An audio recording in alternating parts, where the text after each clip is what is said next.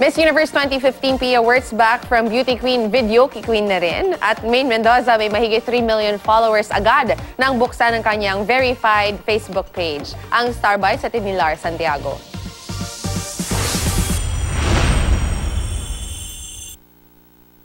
From Twitter to Instagram at ngayon, nasa Facebook na rin ang phenomenal star na si Maine Mendoza.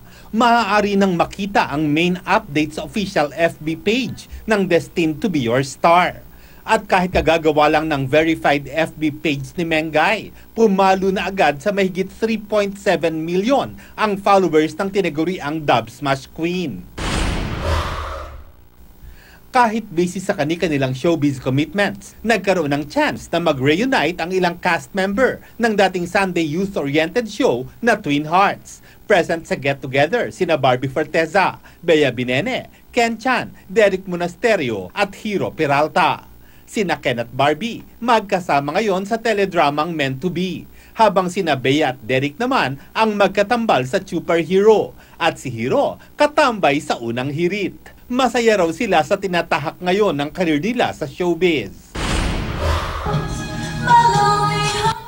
Confidently beautiful pa rin si Miss Universe 2015, Pia Words back habang nagbi-videoke. Sa kuha ng kanyang boyfriend na si Marlon Stockinger, makikita ang pag-indak ni Queen P to the tune of I Wanna Dance with Somebody.